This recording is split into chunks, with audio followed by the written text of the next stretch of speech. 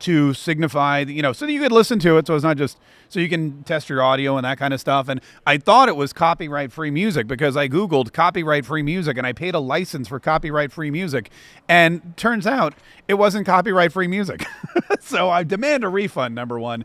But also I decided the best thing to do is not gamble. Because even if you yank something off the internet and you pay for it and you think it's copyright free, Google, YouTube, Facebook, a lot of these other places, they don't care. They're going to tell you you're violating somebody's rights. You're infringing on someone's copyright. And so what I decided to do is just scrap the copyright free music because it wasn't copyright free anyway. And I decided what? I'm doing great, Dan. Dan Bongino just walked by, so sorry. Anyway, listen, I've only got one more minute to vamp. Only one more minute to vamp, and then we're going to start the show. So this is the new introduction. It's not going to be musical. It's just going to be, and maybe I'll sing. Hey, this is me getting ready for the show. Maybe I won't. But anyway, this is what it's very. Do you remember the Gary Shandling show or It's Gary Shandling show or whatever? They had this theme song that was just kind of this guy singing, hey, here's the theme song. Maybe I'll come up with one of those. And that way I know that I'll own it. I know that there won't be any issues. I know that there won't be any problems with it. I'll know that I can just use it copyright free forever and ever and ever again. If anyone, you know what I should do? I should get a song written for me. I should probably just bring back the Mark K Show song. Anyway, it doesn't matter. We're going to start Mark K Saves the Republic here in just about 10 seconds. If you're watching the countdown, probably there's like 10 seconds left. 7, 6, 5, 4. Anyway, enjoy the show. All right, I got good news and I got bad news. The good news is Ron DeSantis is back. The bad news is so's Nikki Haley. What's up? This is Mark K Saves the Republic. Welcome. We are on this is the third day, I think now, at the RNC here we're on a Media Row in Milwaukee, Wisconsin, and it is hustling and bustling today. So far already, I've been turned down for interviews by Carrie Lake and a couple of other I even forget who it was, a couple of other very high-profile people, but that's okay because we are stacked. In just a minute, we have country music and really American icon Lee Greenwood, who's going to be joining me. We also have one of our favorite representatives, Representative Kat Cammack, who's going to swing by, and much like we did with Laura Trump yesterday, we're going to have a little fun with Kat Cammack. We're not going to do, we're not going to have her rank like Don and Don Jr. and all those other people, but we are going to, I like to play around. You guys know how I like my games, and so I'm excited about that as well. I have to hit one more button that I forgot to hit, and then I need to crank up my headphones because I can't, because I'm half deaf. And I need to make sure that I can hear myself. And then I think I need to crank up my microphone a little bit too. How's that? Is that better? All right, good. Listen, before we get to Ron DeSantis and his speech, and before we get to Nikki Haley and her speech, before we get to all of that, I do need to say thank you quickly. As many of you know, I'm here by myself. I only have the one laptop computer, and we're streaming on Rumble, and we're live streaming on YouTube, and we're recording the podcast, which, by the way, I'm so thankful to everyone who has just in the last week since we relaunched gone and subscribed and downloaded and listened to the podcast, because we started nowhere and we are now 44 on the iTunes podcast chart, which is a fantastic feat. Never before in my life, even when we were on the radio, did we ever get into the top 50 for political podcasts on Apple iTunes. So being 44 is amazing. We're going to keep going until we're top 10, and then eventually maybe, so the top of the heap, I think, is like the New York Times, blah. Candace Owens. I mean, that's going to be a tough head-to-head battle, but one that I'm up for. Ben Shapiro's up there, which is awkward because also so is Candace Owens. Anyway, it doesn't matter. But we're going to keep moving and we're going to keep climbing. So please, even if you watch the live stream, make sure you go back and download the podcast because there may be something that you missed. Even if you just subscribe and it gets automatically downloaded every single day, that's very helpful for us. So make sure that you do that. But I did want to thank somebody on YouTube because yesterday I went back and I looked at some of the comments and I noticed that we got a super chat for $10, which was very nice. Again, I don't have Apple TV screens or computers to monitor everything. Let's be honest, you're lucky that I'm live right now. The internet, I think I kicked out the Cat 5 cable 5 minutes before we started broadcasting, and I was this close to not having any internet. And if you're listening, I'm holding my thumb and my finger like it's as close together as possible without actually them touching. But I did notice when I went back and read the comments after the show yesterday that we got a super chat. So I wanted to just shout out on YouTube, Gay Carpenter 77. Gay Carpenter 77 for his $10 super chat. I really appreciate it. I didn't know there were 76 other Gay Carpenters. But apparently there. Anyway, so thank you, Gay Carpenter 77. For, you know why gay people make great carpenters, right? Because they're adept at handling wood? Is it? No, you know what? I probably shouldn't make that joke. I probably should. Oh, thank you.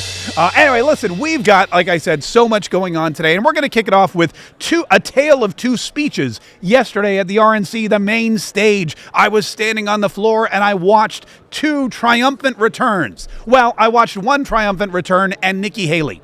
The first was Florida Governor Ron DeSantis, who, I got to tell you, this guy saw his opportunity, and he wants you to know that he is back, ladies and gentlemen. My fellow Republicans, let's send Joe Biden back to his basement, and let's send Donald Trump back to the White House. He came out swinging, man. He came out ready to go. And I think I know what happened. Ron DeSantis, we've been talking about it. He's kind of laying low. He went back to Florida. He's like, all right, I'm not going to be president. I'm going to do my job. I'm going to spend the next 4 years trying to do my job so well and then do something else, I guess, so that he could come back and run again and maybe get the nomination in 2024. But now there's an issue. Now you've got this other guy, this J.D. Vance guy, this senator from Ohio, young guy, good-looking guy, intelligent guy, who Donald Trump handpicked to be the vice president. And in doing so, not only did he handpick J.D. Vance to be the vice president, he handpicked him to be the next nominee, the nominee de facto for 2028, because that's how it goes, ladies and gentlemen. That's how it works. Whoever's the vice president typically is the next in line for the presidency. I know Dick Cheney kind of threw, and also Joe Biden, let's be honest, because Hillary Clinton wasn't having that. But Ron DeSantis decided he's back and he's going to try to announce his candidacy. He wants you to know that J.D. Vance may be the guy of the moment, but in 4 years, Ron DeSantis is going to be ready to make his move. And he started by, again, reestablishing his support of and endorsement of President Donald Trump. Life was more affordable when Donald Trump was president. Our border was safer under the Trump administration, and our country was respected when Donald Trump was our commander-in-chief. Yeah, and all that 100% true. And what Ron DeSantis is doing here is, again, he's reestablishing his relationship with President Trump and also with the Republican Party, with the MAGA supporters, with all the delegates who were sitting there right in front of Ron DeSantis. And by the way, the Florida delegation, they're center stage. Even Wisconsin, which is the state we're in, they got pushed off to the side, but Florida, which again is the state that Donald Trump lives in now, so I guess that makes sense. They're right there in the front, and Ron DeSantis is speaking right to his delegation, and he's screaming and yelling about how everything was better when Donald Trump was president. He then made some really funny remarks about Joe Biden, which I've heard before, but it's always nice to hear them again. The current president of the United States lacks the capability to discharge the duties of his office. Our enemies do not confine their designs to between 10 a.m. and 4 p.m. We need a commander-in-chief who can lead 24 hours a day and 7 days a week. America cannot afford 4 more years of a weekend at Bernie's presidency. Right? Weekend at Bernie's presidency. How great is that? I mean, again, I've heard that before, but it's great to hear him back. He's back, ladies and gentlemen. He's staking his claim. He's reestablishing himself as a power player in the RNC and in the Republican Party. And I think he did a fantastic job. He made some other comments about what the Democrats do and wanted to remind people about what he's been doing as governor of Florida. Let's be honest here. Biden is just a figurehead. He's a tool for imposing a leftist agenda on the American people. They support open borders, allowing millions and millions of illegal aliens to pour into our country and to burden our communities, but just don't send any to Martha's Vineyard, then they get really upset. I love a good sending illegals to Martha's Vineyard joke, don't you? That was just fantastic. I don't know who wrote his speech, but they did a fairly decent job. And then he did something which was really interesting and I think really smart. He started to applaud Donald Trump's agenda. He started to applaud Republican values, and he did it in a way where he was establishing it or reestablishing it once again as his own agenda. Because remember, even though a bunch of never Trumpers came in support of Ron DeSantis, even though Ron DeSantis had the backing of what's his name from right here in Wisconsin, and Paul Ryan, and had the backing of a lot of other never Trump supporters. He had a lot of money flowing in from the Bushes and whatnot. But he's got the same values, the same ideals, the same vision for America that Donald Trump has, and he wants you to remember that. They have unleashed progressive prosecutors across our nation who care more about coddling criminals than about protecting their own communities. They use the unelected bureaucracy to impose their will on us without our consent, and they weaponize political power to target their political opponents like they've done to our own nominee. They want to ban gas automobiles, eliminate Second Amendment rights, and impose gender ideology on everyone from our infantrymen to kindergartners. Boo, boo, boo, imposing gender ideology on infantrymen and kindergartners. Nobody wants that, says Ron DeSantis, and he's right. And that is something that he wants to remind everybody of. He's saying, look, here's what's happening with the Democrat Party. Here's what's happening with Joe Biden. We ain't having that. We ain't playing that, as Kamala Harris would say. And then he, of course, hit into DEI. They stand for DEI, which really means division, exclusion, and indoctrination, and it is wrong. And again, in the state of Florida, he nipped DE&I in the bud. He went right onto all of the campuses, all of the state universities, and said DE&I is DE funded. And they all lost their jobs, and everyone's a lot happier for it. And then he really laid out his plan for the future. It's very similar to Donald Trump's plan, but he's on stage, he's talking to everybody, he's got the crowd eating out of the palm of his hand, and he's going to let them know, I'm Ron DeSantis, and this is what I stand for. We support law and order, not rioting and disorder. We seek a strong, focused United States military, not one distracted by a social agenda. We reject entrenched political class, and we demand term limits for members of Congress. I'm so glad he's still into the term limit. The first time I ever interviewed Ron DeSantis, he was Congressman Ron DeSantis from Florida's 6th District.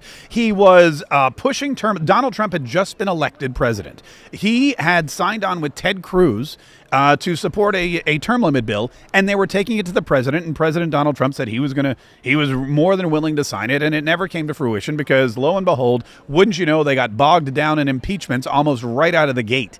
And all of the really important legislation, like term limits, got pushed to the wayside. They were pushed away. But it's nice to see that he's still got it on his mind and he's ready to go. Then he turned into Reverend Ron. We believe in the principles articulated in the Declaration of Independence that our rights come not from the generosity of the state, but from the hand of the Almighty. Praise Jesus. The hand of the Almighty is where we get our rights. That's where we get our right to life. That's where we get our right to liberty. That's where we get our right to pursue happiness. And all of that was laid out by Ron DeSantis, who did a great job, and then really, circled back around to remind everybody why we're there and who we're supporting and how we're going to beat the Democrats and how we're going to win in November. And he brought it back to President Donald Trump. Let's elect Republicans up and down the ballot, and let's heed the call of our party's nominee to fight for these United States. Thank you. God bless you. Let's win in November. Thank you so much. Yeah, so there you go. So Ron DeSantis, is it getting a standing ovation at the RNC? People thought he kind of fell out, dropped off the face of the earth, which was smart. It was smart for him after he bowed out of the race, and I think he again, we're not going to rehash. Should he have done it? Could he have done? Would he? It doesn't matter. It was done. The deal's done, and he's now got to rebuild his political capital. But I think this speech was a really good start, and I think that J.D. Vance, who was sitting there next to President Trump the entire time, J.D. Vance, who's looking at Ron DeSantis and going, "Oh, this guy's my competition. I forgot," because it's not a slam dunk. I mean, yes, the vice president typically becomes the nominee the next time around, but it's not always that way. And if J.D. Vance doesn't work out, or if J.D. Vance, angers the wrong people, Donald Trump, or if Ron DeSantis has some kind of, revolutionary comeback, it could be anyone. Well, except Nikki Haley. I think she's cooked. Speaking of Nikki Haley also had a speech that she gave, and Nikki Haley. Now, I'll be honest with you, I had left for Nikki Haley's speech. I was hungry, I was tired, I'd been here all day, so I went to this hotel restaurant. And I don't know if at first I thought it was a Fox News hotel, because it was the same hotel where I bumped into Kellyanne Conway the other day and Newt Gingrich. It's the same. And when I was sitting in the lobby, Juan Williams came in, but then Wolf Blitzer rolled in as well. And I thought to myself, well, this is odd. You got CNN's Wolf Blitzer. You got Juan Williams from Fox. I think Brian Kilmeade's also staying there. It's a bizarre mixture of media people. But I'm sitting there and I'm eating my cheese curds and my chicken sandwich, because you always have to have cheese curds at every meal. I went to Idaho. And I kid you not, for breakfast, lunch, and dinner, they served me potatoes. And I thought to myself, this is very stereotypical. And they were like, it's Idaho. We got lots of potatoes. And here in Wisconsin, it's the cheese. It's the cheese. Everywhere you go to a restaurant, they have cheese curds on the menu. You roll into a Dunkin' Donuts, and they have cheese curds on the menu in Wisconsin, because that's what they're known for. Anywho, speaking of cheese, Nikki Haley rolls out on stage, and I guess she's got a little bit of a more difficult battle ahead of her. She's got a little bit more repair to do to her Republican image, if you will, because she was in the race longer. She refused to give up until the very last minute. She thought she could defeat Donald Trump. She said some mean, nasty things about Donald Trump. Not that he cares. I mean, he says a lot of mean, nasty things about other people, but she had her work cut out for her. And I'm going to be honest with you, I don't think she did a very good job. President Trump asked me to speak to this convention in the name of unity.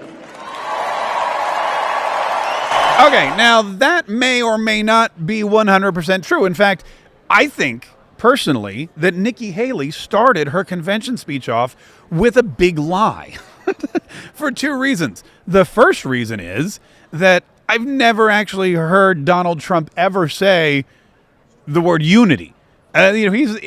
Donald Trump has a very, we're right, you're wrong kind of thing. This is the way we're doing it. Unity doesn't really ever come across his lips. Loyalty does, but not unity. And so it was weird to me that she said, Donald Trump asked me to speak, for unity. It doesn't. I've never heard unity. I'm just not hearing it. Loyalty, that one I hear, but unity, yeah, I don't get that one.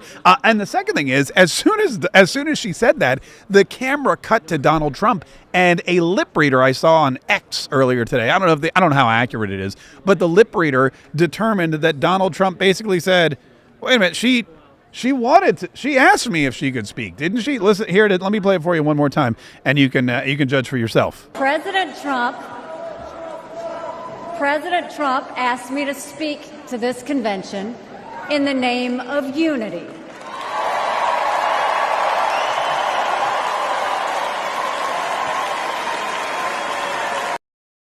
He looks at J.D. Vance. He goes, "No, she wanted to speak. What are you talking about? I guarantee she begged him. I guarantee she's like, can I please speak?" And he's probably like, "Sure, I don't care." He's like, nobody, after you leave the stage, no one's going to remember you anyway. Or they're just going to be waiting for me on Thursday night. They're going to be waiting for JD on Wednesday night. Yeah, come on, Nikki. Go ahead and give your speech. No problemo. And then she said something which I guess she had to say, but immediately kind of backtracked on it. Listen to this. I'll start by making one thing perfectly clear. Donald Trump has my strong endorsement, period. Okay.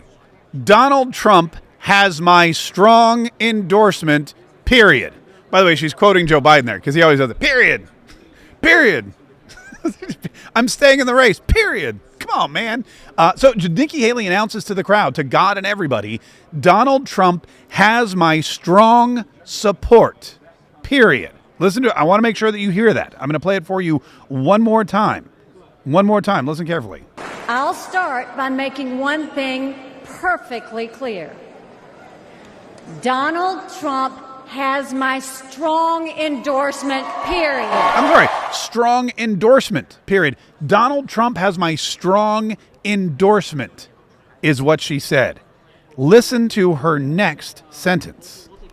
If we have 4 more years of Biden or a single day of Harris, our country will be badly worse off. For the sake of our nation, we have to go with Donald Trump.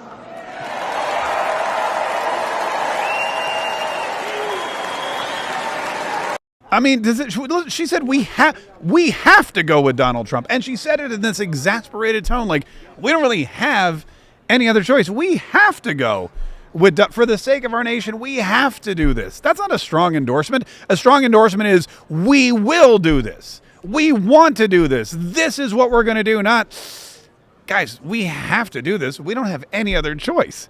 That is not a strong, ringing endorsement.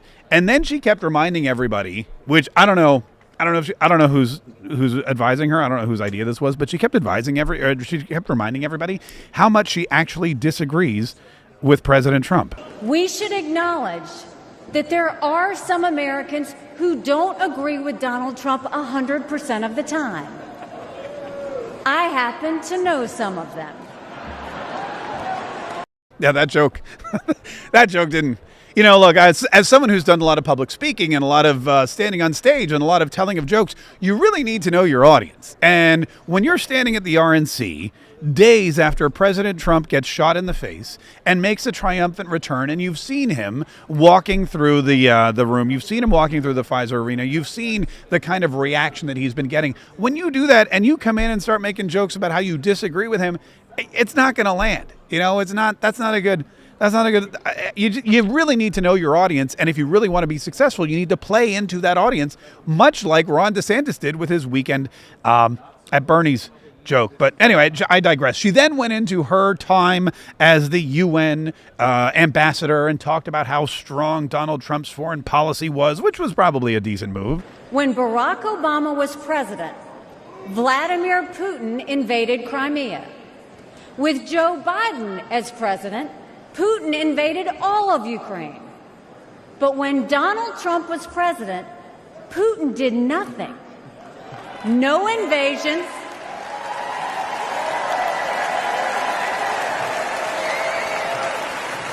No invasions, no wars. That was no accident. Putin didn't attack Ukraine because he knew Donald Trump was tough. And now everybody does, because we saw him grab his shoes, stand up, and yell, fight, fight, fight. Nikki Haley, either she's running out of money and she needs more speaking. I don't know what her plan is. Maybe she thinks that she too can come back in 2028. Look, 2028 is going to be a difficult race. You've got J.D. Vance, who I feel like is going to take the next 4 years under the tutelage of Donald Trump. He's going to learn everything he possibly can. He's going to make the connections he can. He's going to try to impress the nation. Donald Trump's going to give him some actual stuff to do, unlike Kamala Harris, who was given this czarship and this czarship and didn't actually do anything at all. And it's going to be interesting. But he is only going to be 43 years old. He'll be 43 years old in 2028, which would make him, I think the youngest president in our history if he were to run and win. You've got Ron DeSantis, who everyone's been prepping and priming to be president for a very long time. And with Donald Trump not in the race, maybe he's the guy that comes back and does it. Clearly, you have Nikki Haley, who's still interested. Vivek Ramaswamy was on stage yelling and screaming yesterday. And he either will be a senator from Ohio or part of the Donald Trump cabinet. I would, if I were him, choose the cabinet position. I think it probably leads to a much brighter political future, but he didn't ask me. And so 2028 is going to be a very, very interesting race. All right, speaking of interesting races and cabinets and secretaries and congresspeople, I've got Congresswoman Kat Cammack coming up here in just a minute. But first, You know, there's two things I really love about broadcasting this week from Media Row. Number one is that I'm no longer the only guy in the room wearing makeup, which is nice. And the other is all of the accolades and all of the nice comments people have been making about my brand new book, Go Trump Yourself, 10 Ways to Live Like Trump in a Joe Biden Economy. And even Laura Trump yesterday when she was here mentioned it. I've been giving out copies to all of the Congress people we've been talking to and autographing them, which is weird. It's weird to have congressional people ask you to sign their stuff, but it happens. And a lot of you have already experienced Go Trump Yourself, either in the soft cover edition, or if you've gotten the ebook and the audiobook, or all three. A lot of people opt to get all three. You can even get multiple copies on our website right now, GoTrumpYourself.com. And in fact, let me show you some of the accolades that have been that we've gotten on the website. Here's the website. That's what it looks like. Live Like Trump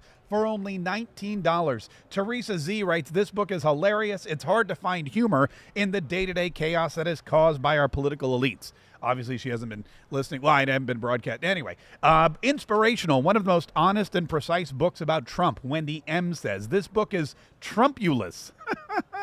It is a must-read for those that love America and all it affords its U.S.-loving patriots. And of course, if you don't like to read, that's okay. I read it for you. You can get the audiobook. Look, I'm not going to read all of these reviews, but I'm just going to show you.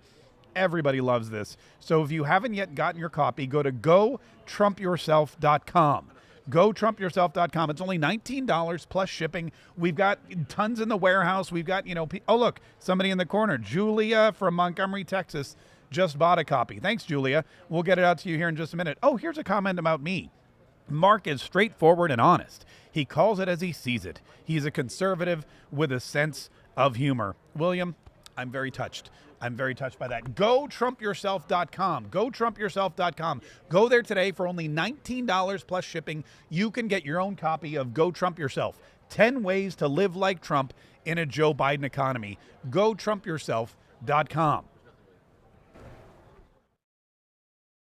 It looks just like that. That's the one. You're going to get one. It looks just like that. All right, we're going to get to Representative Kat Cammack here in a minute. We also have Lee Greenwood coming up. And I forgot my buddy, Matt Boyle from Breitbart is right around the corner. Breitbart, my favorite news organization. It's the one, and it's not just because they write really nice pieces about me and promote my YouTube interviews with John Rutherford. They're also a fantastic organization, and they're one of the few organizations where you can go and get news that's actually legit and is not fake. So we'll talk to him and we'll find out what's going on. I do have right now with me, though, this is very exciting. Caroline Sunshine is the Deputy Director of Communications for the Trump campaign, and we're happy to have her. We're glad that we could snag her off the floor. Caroline, first of all, is your last name really Sunshine? That is true. That is not fake news. That is that's a fantastic. Pull your microphone a little closer if you don't mind. I just want to make sure. Hello, everybody. Oh, look, there How's you go. that? Is that better? That's great. Okay. So, as the one of the communications directors, Deputy Director of Communications for the Trump campaign, I imagine, this is your Super Bowl, of course, but this has been a crazy week. How has the messaging changed from what you thought it was going to be maybe going into this campaign or into the RNC to now? Well, President Trump's always had a winning, unifying message in his simple phrase, make America great again, Correct. right? Yeah. We saw about a week ago, or maybe, gosh, the time moves so fast, but Joe Biden kind of almost said make America great again, and he stopped short of it. And, I reflected on that, and I thought, well, what's so controversial, right? Like, why wouldn't anybody, regardless of party, want to say make America great again? That in and of itself has always been a unifying, winning, hopeful message. But look, the only thing more remarkable than what President Trump survived in surviving the assassination attempt on his life is, of course, in those moments just following his incredible display of strength where he leapt to his feet, blood still on his face, very much in still grave and present danger, and he said, fight, fight, fight. And when he said those words, he wasn't saying it to a specific type of voter. He wasn't saying it to a specific type of American. He was saying it for our country. So look, it's very clear the Democrat Party can barely unify themselves. Nobody is looking to them for leadership or to unify this country. Right. They are looking to President Donald J. Trump, and he loves this country so much, and the American people are looking to him for unity. And we get unity through strength, right? Yeah. Like, part of that is we have to fight for that unity, right? Strength brings unity, and so President Trump, especially given what he just survived, is the only person really best poised to deliver that for the American people. And here's the other thing too. When you look at the Republican messaging as opposed to the Democrat messaging, you want to be unified against common sense initiatives. You don't want to be unified against this ridiculousness that they push on the other side of the aisle. One of the things you mentioned, Make America Great Again, and the themes, because even my son yesterday was like, everybody was talking about security. Before that, everyone was talking about money. I go, oh, we have themes here. And what is today's theme? Today's theme is Make America Strong Again. Make America strong again. Yes. So President Trump was intricately involved in crafting the platform that is here, at the RNC. Yeah. At the top, it says it's dedicated to the forgotten men and women of America, which is exactly who President Trump has fought for ever since he came down that escalator in 2015. And the themes this week, obviously, Make America Wealthy Again, Make America Safe Again, Make America Great Again, but Make America Strong Again today. Look, our standing on the world stage, the world is a more peaceful place when America is strong. Sure. And under Joe Biden's leadership, we are a laughingstock on the world stage. We have chaos all around the world. Our enemies don't respect us. When our enemies don't respect America, they do bad things to everybody else. President Trump pointed that out on the debate stage, right? He said, Vladimir Putin would have never invaded Ukraine if he didn't watch Joe Biden's abysmal withdrawal of Afghanistan, where, by the way, Joe Biden couldn't even remember the 13 U.S. service members, all under the age of 30 years old, I might add, who died under his watch. Joe Biden, of course, on that stage saying he's never had a single U.S. troop die under his watch. How insulting to our Gold Star families, might I add. But look, under President Trump, we had peace deals being signed in the Middle East. Yeah. We didn't have war. He's the only president in the modern era to not start a new war. This is also where I think J.D. Vance, who just joined our ticket as a vice presidential nominee, is a tremendous asset to President Trump's mission in making America great again and making America strong again. J.D. Vance, of course, enlisted in the Marine Corps following 9/11. He has the firsthand experience of being a soldier, and he also fought in our global wars on terror. But he's also part of that generation of global war on terror vets who I think realized that conflict may have started out being in America's interest, but it quickly started to devolve into a Vietnam-type situation where all of a sudden these wars weren't really directly benefiting the American people anymore. I think it's incredibly valuable to have somebody with that firsthand insight, that firsthand experience of being a soldier, being in combat, once a Marine, always a Marine, on our presidential ticket. You're going to hear from J.D. Vance later tonight and hear more about how we're going to make America strong again. Yeah, that's going to be, we're excited for that. I hear Don Jr. is introducing him. Is that correct? You guys will have to tune in. I won't get ahead of our programming. I'll just say tune in. All right. J.D. Vance, and I know as a there was a lot of information coming out on Monday. We were all sitting here and we heard, it's J.D. Vance. Then we heard, no, wait, it's not. It's going to be Dr. Ben Carson. Then we heard, no, wait, it's going to be somebody that we've never even heard of. And then, of course, it came out and, it was actually J.D. Vance. How much of that is pre-planned as misdirection or red herrings, or was it really just that you didn't know till the very last minute? Well, I always said I'll never get ahead of President Trump because President Trump is his own person, and he was always going to decide who and when he was going to announce. As to the news cycle, look, I would never pretend to speak for the liberal mainstream media and how they decide to disseminate information. These people don't have a ton of credibility with the American people, certainly not with me. But President Trump, we just, like I said, we couldn't be prouder to have J.D. Vance on our ticket. We think he's an excellent asset to President Trump, and the news is out. How's his speech looking, President Trump's? Because we also heard from the liberal news media that he's changing the tone, that he's going to be less divisive, yada, yada, yada, which I never thought he was divisive anyway. But is there a change in tone, or is he going to come out and do what he does best, which is tell people what we need to do for America and how we're going to get it done? Yeah, exactly. It's really, like I said, the Democrat Party and Joe Biden who are the divisive ones. And frankly, at this point, it's just disappointing and demoralizing for the American people, I think. But as I said, the American people are finding their hope in President Trump. As I said before, too, I won't get ahead of President Trump, but when he said fight, fight, fight, not just speaking to anybody specific, speaking for our country, also keeping the American people front and center. I think Joe Biden has succeeded in unifying this country against him.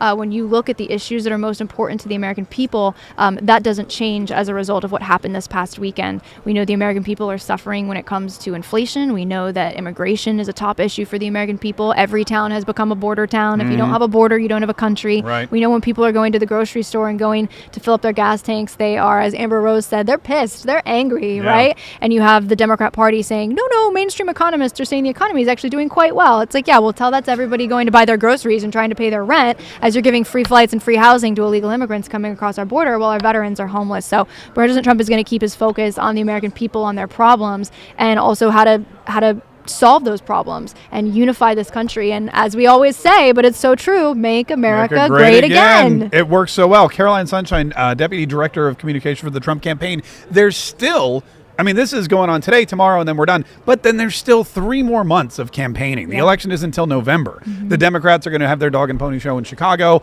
We'll see how that goes. We are still thinking maybe Joe Biden's going to be the nominee, but maybe not. But in the next 3 months, is it campaigning as usual? Does the campaign shift after what happened in Pennsylvania and after this? Or are there rallies planned? Is Donald Trump going back out on the road? What's in store after or post RNC? Absolutely. Well, as we just learned this past weekend, right, there is no ordinary day. Right. This isn't, I had somebody say it's not a job, it's a cause. And that's very true, right? But President Trump was very adamant in the hours following the assassination attempt on his life. He told our campaign directly, the directive was, I want to come to Milwaukee on time and on schedule. I'm not taking any days off. I'm not delaying anything. This isn't Joe Biden. He doesn't have to go take a nap at, Camp David for a week. This is a man who, when a bullet came within millimeters of ending his life, said, I'm ready to get back out there, be with my people, love them, lead them. That's what President Trump is going to continue to do, and that's what our campaign is going to continue to do. We are ready to fight harder than ever to unify this country, to make this country great again. We're going to keep bringing President Trump and his winning message to every corner of this country. He is headed to Grand Rapids, Michigan after this for his first rally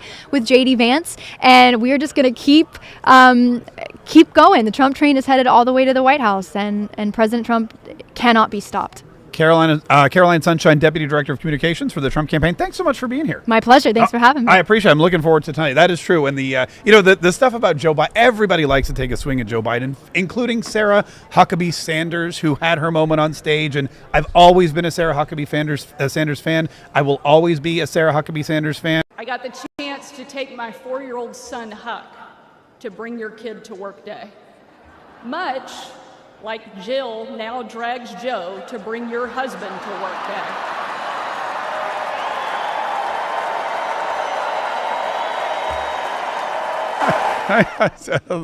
That is very true. Anyway, we've got Congresswoman Kat Cammack coming in. She's going to take a seat here in just a minute. I did forget, by the way, that Nikki Haley did do what she was supposed to do. She did what she was asked to do, and she circled the wagons once again for President Trump at the end of her. A strong president doesn't start wars. A strong president prevents wars.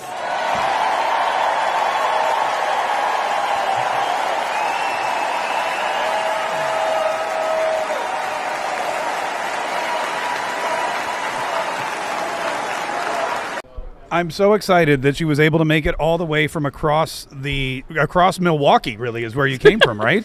Basically. we came from about 30 minutes away. Running around. They don't have like an underground cavern for you like they have at Disney for, the characters get to walk around so that they can avoid the crowds? No. Well, and one, I'm not exactly the biggest Disney fan. No, I know. No one. It's too hot, the crowds, and for other reasons. But right. No, it's interesting because I think you get spoiled being in Washington, D.C. with the tunnels. Yeah, there's tunnels. So I'm able to walk across the entire Capitol complex underground, right, and really get where you need to be. And here it has been a logistical nightmare. You have to really be. Oh, by the way, Representative Kat Cammack. Oh, hey. I should probably forgot. We're old. We go way back. So we do. We're old friends. Chatting. From Florida's 3rd Congressional District, Representative Kat Cammack, who we have a lot to talk about. I mean, we got a lot to talk about, not just the lack of tunnels here in Milwaukee, but it's been a great RNC. And coming into it, we've been talking to a lot of people. We thought there would be this dark cloud because of what happened on Saturday with President Trump, but there ain't. No, I was trying to explain yesterday in an interview, and I Facebook Lived from the floor. Yeah. And the Florida delegation really has right in the middle, right in the middle, up front and center. And how'd you swing that? Well, it helps that the presidential nominee is from Florida. That's a great point. Yeah. But we're literally sitting front and center, and you can feel the floor, and it's electric. Like it's moving. Yeah. And it's hard not to get that swell of excitement when you have so many people that are feeling the exact same way. And it's just, there's no other way to describe the energy. I've been to 2 conventions prior, and I've never felt an energy like the one that is happening right here in Milwaukee. The last convention I went to, the last convention was in Cleveland because of COVID. And my very first big boy interview, my very first big boy interview was with Congressman Ted Yoho. And I was broadcasting with Herman Cain, and oh my gosh, what was that? 999? 999. Shucky ducky. And I was broadcasting with Herman Cain, and my job was to get there early with his producer and set everything up, because when Herman walked in, it took him 30 minutes to get to the booth because everyone wanted to stop and talk to him, and he wanted to stop and talk to everyone else. Yeah. But he said, someone came around and said, Mr. Cain, would you like to interview Congressman Yoho? And it was late in the day, and Herman goes, I'm unavailable, but my colleague Mark will do it. So I went, and now you are carrying on the mantle that Ted Yoho set for. Which, by the way, if you don't know, Ted Yoho's the guy that called AOC the B word on the steps of the Capitol. Yes, and what's funny is I was in Cleveland with Ted Yoho at that convention and his wife Carolyn, and our so paths probably crossed. we probably had a whole conversation, and we were much younger and better looking back then. The stress of the job has taken its toll on both of us. I used to have a little bit of hair back then. Oh God, Just a little. I used to be nearly 6 foot tall. Yeah, sure. By the way, coming to this convention, I didn't realize how tall all the Trumps are, but all the Trumps are super tall. Yeah, it's funny. So Trump himself, he's I think 6'3", like 6'2", 6'3". Yeah, really tall guy. Every picture that I have with him, it is laughable because it's just right. And there's one picture, I have it in my office, and I love it. He is literally in a sorority squat, trying to get down to my level. And I know I love that terminology, sorority squat. Yes, yes. But I mean, again, that just kind of speaks to who he is. He's just a really down to earth kind of guy. But I mean, literally all of the children. We interviewed Laura, and she's not even biologically a Trump, and she's like 6'2". Yeah, I saw Eric this morning, and was catching up with him, and tall. I think he's taller than his dad. I mean, they were talking about the Secret Service agents. They're like, we need taller Secret Service agents. These Secret Service agents in Pennsylvania weren't even as tall as Donald Trump. I'm like, how many people in the Secret Service are that tall? But let's talk about that a little bit, because you're in the Congress and you pay everyone's bills. The Secret Service, Mike Waltz the other day said that there's going to be a hearing, there's going to be an investigation. Where was, in your opinion, the breakdown, or what happened in Pennsylvania that allowed this attempted assassination to get so close? Okay, so there's a number of different things here. So it's not one singular issue that led to this situation, right? I think that we can go back even before the rally started and talk about why the Secret Service repeatedly rejected the campaign's request for additional security. Sure. And there are receipts on that. So I understand the Secret Service has said that is not true. Alejandro Mayorkas under DHS, he has said, nope, that is not true. We're going to be presenting the evidence that shows that, in fact, yes, those requests had been made. So that's the first thing. Why was it rejected? Knowing that there was an increased threat level coming, which, of course, today the news is breaking about the Iranian threat that had been made against Donald Trump. So then you get to the actual rally itself. The perimeter itself was not secured. Why was someone 130 yards away from Donald Trump able to assume a position and get a line of sight on him and then able to shoot him? Not only has it come to light, and the Secret Service director said it herself, she said, well, we couldn't put an agent out there because the roof was sloped. Are you effing kidding me? Yeah. Not to mention, because this is, again, the Biden administration thinks that we're all idiots. They think that we are dumb. Whoever put that thought in her head or wrote that ridiculous asinine quote for her really needs to take a step back and be like, oh, but we should probably take a look at the roof in which the snipers who then neutralized and killed the shooter were on. It's actually a steeper slope. I mean, again, you can't make this stuff up. I feel like you don't get into the Secret Service if you can't stand on a sloped, roof. Yeah, this shooter was able to literally bring his own ladder, get on the roof, and it makes to add insult to injury. There were agents inside the building that the shooter was on. So lack of security on the perimeter front. I think for the agents that were on the ground with him, once the shots actually hit him, they were on him immediately. So I give full credit to the agents who were with him at the moment. They did the ever living best that they could in that moment. And can you imagine being a Secret Service agent and, that subject, right? In the case of whether it was B. Biden or Trump or anyone else who is the high profile target, individual, they're told when you get a detail how things are going to go. And if Secret Service grabs you, you go. Yeah. I think that really speaks to who Donald Trump is, right? That warrior mentality that he has. 100%. Not only did he have enough wherewithal to just acknowledge, like, okay, oh my gosh, I've been hit. I think I'm okay.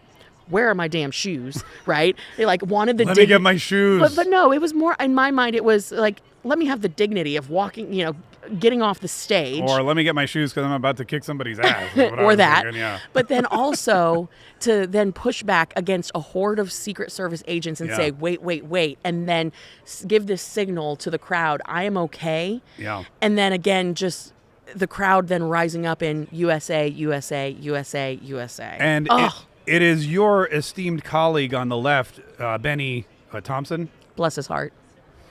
Yeah.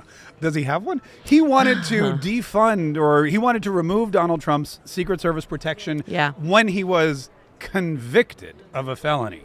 Yeah. And I guess if we didn't have the slimmest of slim majorities, would that or could that have happened? Yeah. I mean, I think that we have seen a full-out assault on Donald Trump for the last 8 years. And this was just one more element of it. And certainly, you know, if we didn't have the House, they would have actually made a move to remove his detail. I think at that point, Trump would have hired private security. And I've been to, I can't tell you how many rallies. They are augmented with private security. Sure. But still, it's not right. All former presidents, they get Secret Service detail, regardless. So and current front runner. He's the front runner. Well, unless your name is RFK. Oh, that's true. Yeah. That's true. He now I know Donald Trump is getting a security briefing, too, as soon as the convention is, I guess, Friday morning. Yes. He'll get his first national security briefing as a candidate. Does RFK get that? Do we know? I don't know. I can't speak to that. But I do know that RFK now does have a Secret Service detail, thanks to Donald Trump. Thanks to Donald Trump, not the current president of the United States. Representative Kat Cammack joins us. And one of the other things, aside from the Secret Service detail, which I always tell people, the Secret Service is not just there for the asset, it's there for the crowd. Because if they can neutralize a threat to the president, they neutralize a threat to the thousands and thousands of people around him. And what we saw, unfortunately, was a fatality. And it was, I know you can relate because your husband is a first responder. This guy was a first responder, a firefighter. And that's got to be something that's just, even more tragic. Yeah. I mean, this one, of course, hits particularly close to home. We lost a fire chief and he was protecting his wife and his daughter. And, I can't even imagine what they're feeling right now. Yeah. And, the last tweet that he had made was, this exciting statement. Cat turd. Yeah, saying, heading to the rally, and your heart just breaks. I mean, unbelievable that this, it was not necessary. It never should have happened. But, I mean, he was a hero, for a living, and he died a hero. And his wife rejected the phone call from President Biden. Yep. Which in the last 2 days, Kamala Harris got put on ignore by J.D. Vance, and the President of the United States, Joe Biden, got put on ignore by his widow. So, I mean, I don't want to talk to the guy either.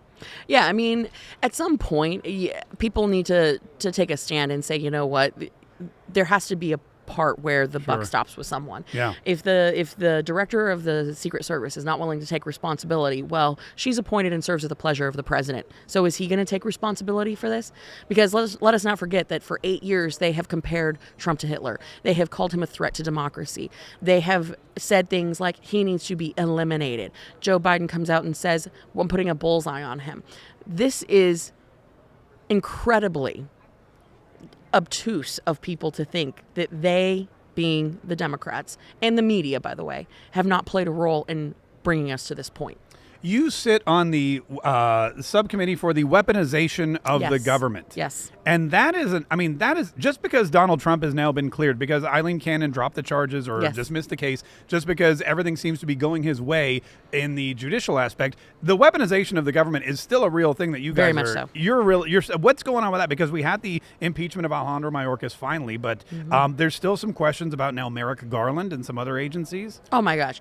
I mean, that's a full-time job. I mean, quite literally, there's so much that we have to cover on the weaponization committee that, I mean, we will be doing this for years to really go through it, because it's not just the weaponization of the government against Donald Trump, right?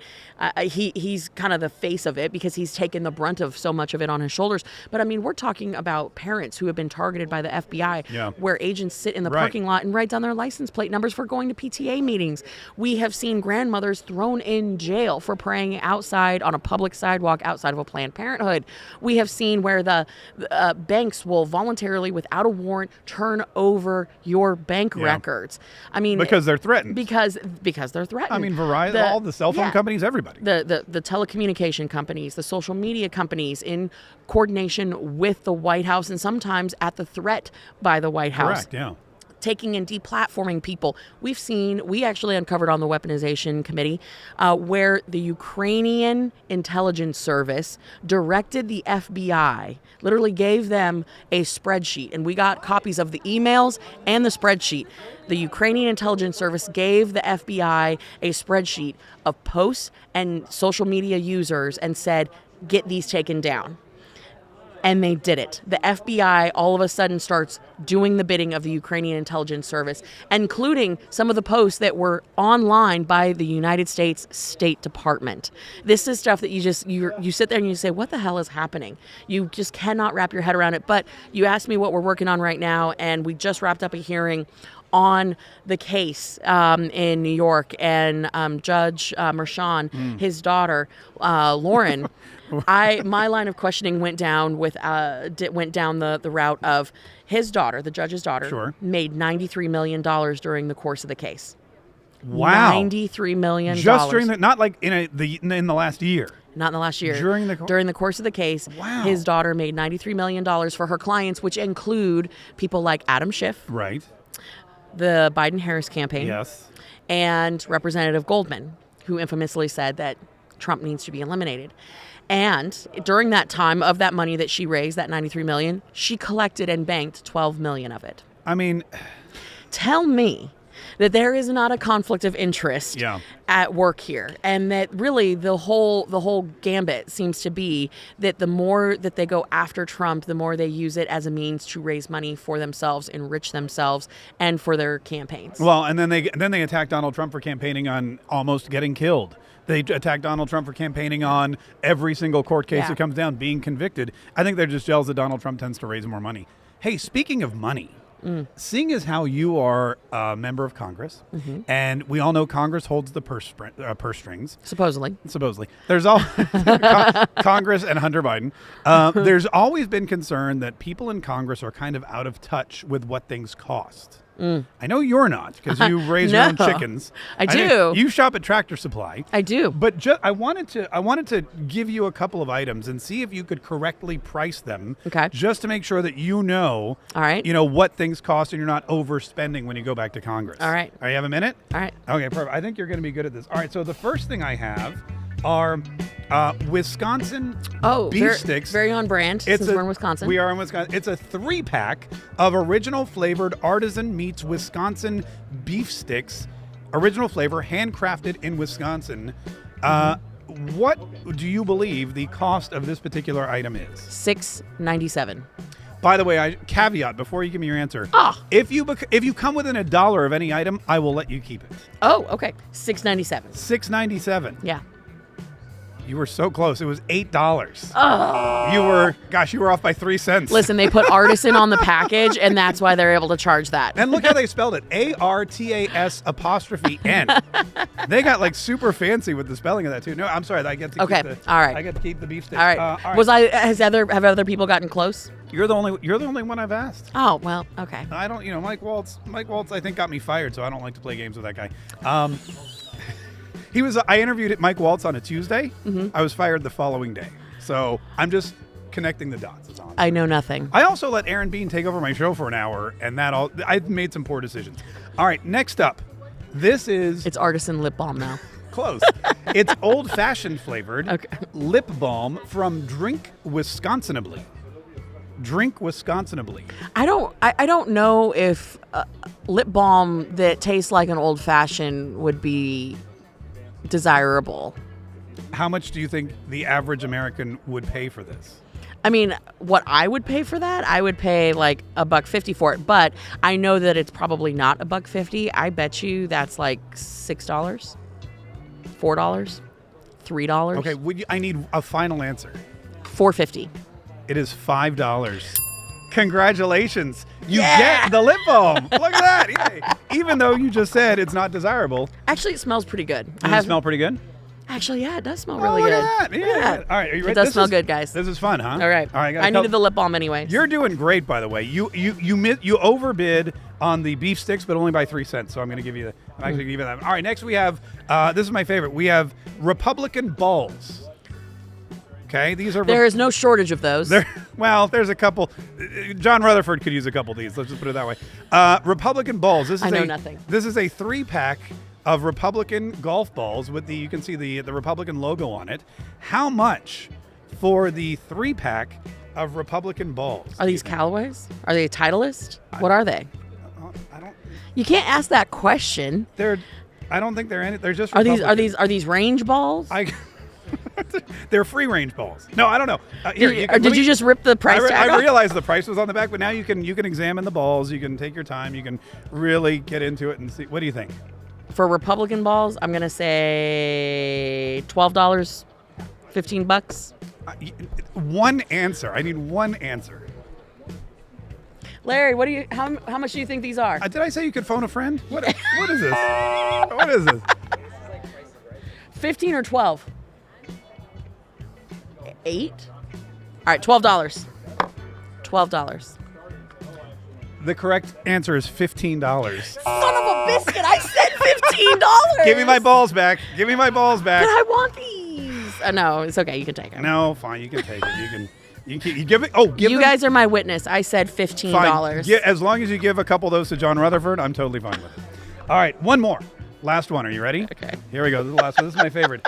This is a proud to be an American notepad, and it's a cat wearing red, white, and blue sunglasses. What do you think? Well, it's got magnets on the back. I'm going to go with $10. See, that's what I would expect from a congressperson. That double the actual cost, $5. See, mind games. He's playing with me. You probably would have loved this too because it's got a cat on it. I actually would have. I'll just give that to you because you're so sweet. Well, thank you. Thank you so much for being an amazing. Oh, so now you are running unopposed, basically. No, I mean, there's two ways to run. Okay. Truly unopposed or scared, right? So we don't take anything for granted. All right. Fair enough. But, yeah. But, I mean, after August 20th, you're pretty comfortable. Yeah. Okay. So 2 years ago, we were in the middle of nowhere celebrating your big win. Ron DeSantis had a massive win. Was that not a fun night? There were pyrotechnics. It was so much fun. Well, because I was doing the announcements, and you said at like 8:30, 9 o'clock, get ready to announce Ron DeSantis. It was like 7 o'clock. It came in so fast. But this year, are we looking at? We didn't get, I think, the big wins that we wanted. I know a lot of the people that you've helped out were successful. But this year, I think people are saying there's going to be a massive increase in the Republican seats in the House. Is that what you're feeling? Now, we had thought that last time. You know, we had really been working and anticipating the red wave, and the red wave did not come. Correct. And somebody asked me, I think yesterday, they had said, what are you guys going to do differently? And I was actually on a panel earlier today with Trump senior advisor Chris LaCivita, and he's an avid sportsman, and we were talking about 2A issues. And I said, well, let's start with the 10 million hunters and gun owners in the country that aren't even registered to vote. Yeah. So we have a lot of work to do on the registration front. I think that's one area where you're going to see a massive uptick in building the infrastructure around the registration movement. But then it's also the ballot chasing. We didn't chase ballots in the last midterm. Yeah. And I think if we really start paying attention to people who say, listen, I'm going to vote absentee, well, then we're going to chase your damn ballot. We're going to make sure it gets turned in and everything's good. If you want to vote early, great. We're going to make sure you go vote early. But if you say you're voting early and you still haven't been marked on our little list that you voted, we're going to make sure we hit you over and over and over and over again until you go vote. I like that. Stalking. That's a good plan. You know, I like it. I think that there's actually a term for it. It's always being there. It's called Bidening someone. Hey, it works for them. We might as well use it too. Representative Kat Cammack representing Florida's 3rd District and Republicans everywhere. Thank you so much. Oh, man, I love chatting with Kat Cammack, and I'm so glad that we were able to bump in here too because, well, she's got VIP status. She has a little medallion. I don't know if you ever saw her little medallion is her congressional medallion, and it gets her anywhere. We all have to have all these, like we've got like dangling credentials, 10 or 12 of them, so depending on where you have access to. She has one little medallion, and she can just flash it like a superhero badge and get access to everything else. Speaking of credentials and speaking of people who are wandering around, I was excited before we get to Lee Greenwood to bring in someone who we met. What was it, like 3-4 years ago? Something like that. It's been a while. It's been a long time. Yeah, TPUSA in Tampa. We were there. Morgan McMichael, who's a TPUSA contributor, and you've been blowing up, by the way. I think you just It's been got a busy year. You got the gig when we first met, but now I see you all over Instagram. You're always posting. You're traveling all over the place. Tell everyone kind of what a TPUSA contributor does.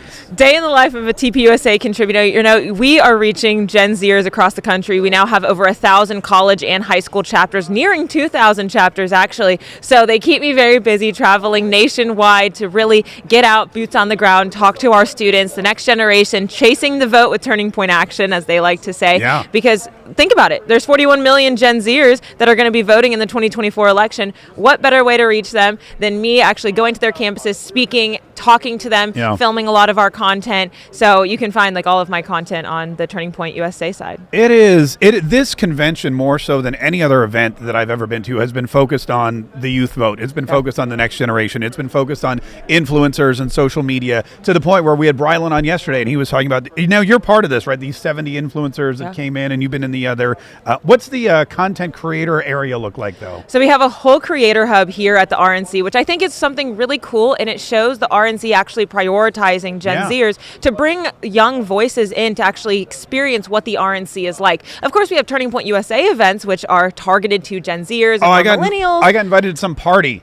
They're the best. Yeah, tomorrow night with Charlie Kirk. So yeah, we got to go. You have to come. Right Wing Revolution. If I'm awake, it's like I got this party invitation. It says 10 to 1 or something like that. This is the problem with the RNC. The last session ends at 10 p.m. I know. It's so late. I'm ready for bed. I may be a young whippersnapper, but I need to go to bed sometimes. Well, I mean, between the heat and the walking around and everything else, you could be a young whippersnapper and still be exhausted by like 10 o'clock. But no, the TPUSA is a fantastic organization, and like you said, it keeps growing and growing and growing.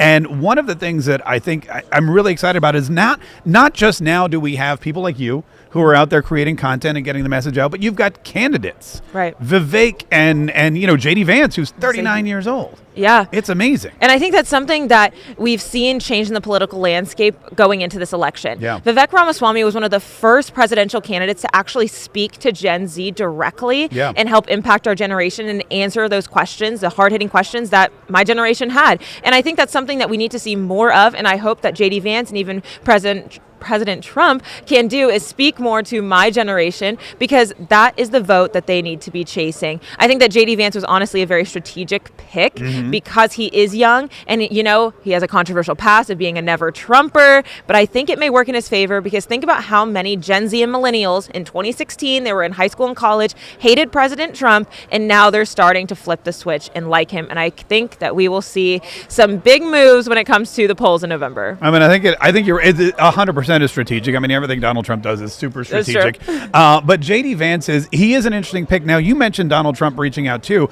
TikTok, he joined TikTok, which was interesting because I think it gave everybody this carte blanche. They're like, oh, TikTok's okay again because Donald Trump's on there. Before that, it was only Vivek, who I think he was the most high-profile conservative on the platform. But where do you see social media, not just as part of the campaign, but moving forward? Do you feel like this old time media, the TV stations, the radio stations, the fact that everybody can just communicate in their pocket. I mean, do you even listen to the radio anymore or watch television? So me, myself, being like very boomer minded, because I work in politics, so I feel like I have to I listen to the radio, I listen to all the podcasts. But when you look at Gen Z, generationally, social media is the number one place that they are consuming all of their news media. So Vivek being on TikTok, I think actually helped him getting the Gen Zers to be excited about his campaign. So now moving forward, I think more congressmen, congresswomen, Senate members, anybody in politics should be on TikTok, Instagram, all social media, and posting more content that Gen Z is going to watch. They're not going to listen to a 20, 30-minute speech, but they will listen to a 1-minute, dance video on TikTok. And it kind of sounds weird, but we're entering a new wave of strategic politics, especially with the younger generations, which are consumed by social media. Well, the interesting thing is, too, I was chatting with Ben Ferguson, who works with Ted Cruz on his podcast, The Verdict. All these politicians, Matt Gaetz has his own podcast. Ted Cruz has his own podcast. Lara Trump has her own podcast. They've taken the media out of it, and they go in there, and if they vote one way and people are upset, they have the platform to just sit down and explain why they voted that way. Outside of social media, independent journalism, independent media is going to be the way for the future. I mean, look at the ratings of CNN, MSNBC, Fox News, all of the major news corporations. We see they're all regurgitating the same things. They're lying to the left, they're lying to the right, and I think we don't don't hate the mainstream media enough. I know that was a big push in saying. Wait, we don't? No, we really don't. All right, let's hate the mainstream media even more. Yeah. But young conservative voices, even older conservative voices, when you're actually creating and breaking out of the echo chamber and garnering an audience outside of that, I think it's going to be way more productive. Morgan McMichael, tell everyone, by the way, where they follow you on Instagram, right? Is that your big... Instagram, X, Twitter, whatever you want to call it. If you can spell my name, you can find me. Oh, yeah, spell your name, because this is a fun one. So if you can spell my name, you can find me. It's Morgonn, Morgan, or as everyone likes to call me, Morgan. Morgan, yeah. That's the nickname. Why is there an extra N? Is that just in case you lose one? Or? If I lose one, my mom was like, you know what, I'm going to make your name unique. Apparently it's supposed to bring me harmony and good fortune in life. Oh. I don't know how true that is. I don't believe in any astrology or any of that stuff, but it's unique. Yeah, no, I mean, I like it, and I like your content. You go around to college campuses, or really wherever there's a gathering of millennials or Gen Z, and you ask them, give an example of the kinds of questions you go on campus and you ask people. I mean, the biggest one I've been asking lately is, what is the biggest issue facing Gen Z today? Are you proud to be an American? Does white privilege exist? Yeah. What does racism look like in America? And to us, people who work in politics, listen to what's going on regularly, we're like, well, we can answer these really easily. Mm-hmm. The unfortunate reality is a lot of Gen Z can't actually say, I am proud to be American, or the American dream does still exist. And I'm seeing the middle Americans start to sway towards the right wing because we're actually asking them these questions that we think are easy, but it's making them think a little bit deeper and harder. Yeah, it's great. And it's great content, like I said, and it's really interesting to see. Are you starting to see a shift, though, on these college campuses when you go there? Are you starting to see more Trump shirts and more people who are open in their conservatism and their Christianity, too, which for a lot of time, you've had to hide so many aspects of your life if you want to live a harmonious lifestyle on a college campus.